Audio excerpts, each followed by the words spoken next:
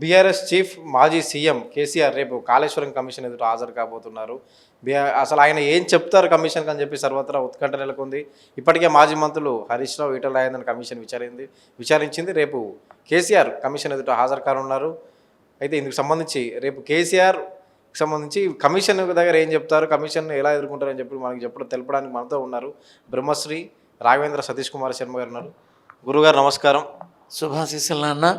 రేపు కేసీఆర్ కాళేశ్వరం కమిషన్ ఎదుట హాజరు కాబోతున్నారు. ఇప్పటికే హరీష్ రావు, ఈటల రాజేందర్ అయిపోయింది. నిన్న హరీష్ రావుతో కూడా ఫామ్ హౌస్లో కేసీఆర్ భేటీ అయ్యి మాట్లాడారు. రేపు ఏంటి కేసీఆర్ మరి కమిషన్ ఎదుట హాజరై ఏం జరగబోతుంది రేపు? తొందరగా కేసీఆర్ వచ్చేసి తొందరగా కమిషన్తో మాట్లాడేసి ఏమాత్రం అనుమానం అక్కర్లా చాలా ధీటుగా ఎదుర్కొనే మనిషి కేసీఆర్. ఈ విచారణ, ఈ కమిషన్లు ఇలాంటివన్నీ చూశాడు, చేశాడు, ఎన్నో అయినాయి. ఇవాళ కొత్త ఏం కాదు. కానీ బట్ ఇప్పుడు ఉన్న స్థితిలో ఏంటంటే, ఇప్పుడు అరెస్ట్ అవుతారా అని అడిగితే అరెస్ట్ అవుతే పరిస్థితి ఏంటి? నెల క్రితం నేను నీకు ఇచ్చిన ఇంటర్వ్యూలో నేను చెప్పాను, అది నిజమవుతుంది. ఇప్పుడు ఏది చెప్పినా నిజాన్ని నేను మాట్లాడుతున్నా. నేను చెప్పింది జరగట్లా, జరగబోయే నిజాన్ని నేను మాట్లాడుతున్నా. అలాగే కేసీఆర్కి సంబంధించినంత వరకు ఈ కమిషన్ హాజరవడం అనేది తన యొక్క విఘ్నతకి సూచిక. ఇప్పుడు మాజీ సీఎం కోర్టు ద్వారా వెళ్ళి ఆన్సర్ ఇవ్వట్లా, డైరెక్ట్గా లైవ్లోకి వచ్చి ఎదురుగుండా కూర్చొని మాట్లాడుతున్నాడు. నిన్న హరీష్ రావు వెళ్ళాడు కదా, మాట్లాడాడు కదా, ఏమన్నాడు? కమిషన్ చెప్పాల్సింది చెప్పారు కదా. కమిషన్ అనేది ఏంటంటే శిక్ష వేయడానికి కాదు, జరిగింది ఏమిటి వాస్తవం అని తెలుసుకునే విధానంలో మాట్లాడుతున్నారు తప్ప ప్రతివాడు కమిషన్ని ఎదుర్కొంటున్నారు, విచారణని ఎదుర్కొంటున్నారు, ఇది జరుగుతోంది, అది జరుగుతోంది, కేసీఆర్ అరెస్టే. ఫస్ట్ ఆఫ్ ఆల్ నేను మనస్ఫూర్తిగా కోరుకునేది ఏంటంటే అరెస్ట్ కాకుండా ఆపండి అని అనుకుంటా. ఎందుకని?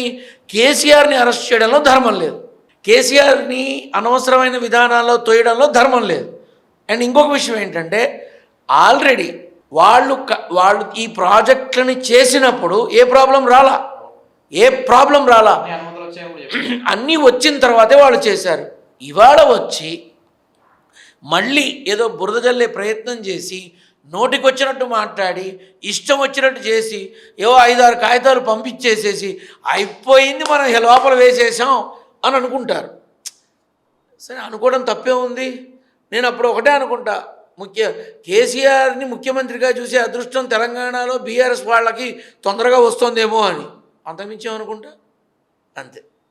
గతంలో ఉద్యమంలో సమయంలో కేసులు అవన్నీ వేరు, కానీ ఒక ముఖ్యమంత్రిగా ఉన్న సమయంలో చేసినటువంటి అవినీతి ఆరోపణలకు సంబంధించి ఇప్పుడు మాజీ ముఖ్యమంత్రి హోదాలో వాయిదా కోరాడు. గతంలో అంతకుముందే రమ్మంటే వాయిదా వేసుకుని ఇప్పుడు వెళ్తున్నారు కేసీఆర్. విద్యుత్ కమిషన్ దానికి కూడా హాజరవ్వలేదు, కానీ కాళేశ్వరం కమిషన్ దానికి వెళ్తున్నారు. దీనిపైన రకరకాలుగా ఊహాగానాలు వస్తుంటాయి. అరెస్ట్ చేస్తారా, లేకపోతే ఆయన తప్పు అవినీతి అని చెప్పి నిరూపించి అరెస్ట్ చేస్తారు, ఇవన్నీ. వీటిపై తప్పు చేసిన వాడు వాయిదాలు కోరతాడు. ఆరోగ్యం బాగాలేక సహకరించక ఆ రోజు వాయిదా కోరడం జరిగిందేమో, మేబీ. మరి ఇప్పుడు ఎందుకు వెళ్తున్నట్టు కమిషన్ ఎదురకుండా? మాజీ ముఖ్యమంత్రిగా కాదు, అక్కడ బీఆర్ఎస్ వర్కింగ్ ప్రెసిడెంట్గా కాదు, అంతేనా? బీఆర్ఎస్ వర్కింగ్ ప్రెసిడెంట్ అంటారా? చీఫ్ కాదు, కేసీఆర్గా వెళ్తున్నాడు. అక్కడ వెళుతోంది కేసీఆర్, మాజీ ముఖ్యమంత్రి, బీఆర్ఎస్ చీఫ్, తర్వాత ఇంకొకటి, ఇవన్నీ పక్కన పెడదాం. కేసీఆర్ ఒక వ్యక్తిగా రేపు కమిషన్తో మాట్లాడబోతున్నాడు. కేసీఆర్ చెప్పే సమాధానాలు ఆల్మోస్ట్ ఆల్ అందరికీ ఒక క్లారిటీ ఇస్తాయి. కమిషన్కి, తెలంగాణ రాష్ట్ర ప్రజలకి, ప్రస్తుత ప్రభుత్వ పరిపాలన చేస్తున్న కాంగ్రెస్ వారికి, అందరికీ ఒక చక్కని సందేశాన్ని ఇస్తాయి 24 గంటల్లో. ఇప్పుడు కేసీఆర్ కమిషన్ ముందు హాజరవుతుంది అంటే భారీ కాన్వాయ్తో వెళ్లేందుకు బీఆర్ఎస్ ప్రణాళిక, అంటే భారీ కాన్వాయ్ ఇవంతా ఎందుకు మరి? కార్యకర్తలు తరలి రావడం, ఇదంతా దిశానిర్దేశం, ఇదంతా ఎందుకు మరి? కమిషన్ ఎదుట నార్మల్గా హాజరయ్యి రావచ్చు కదా.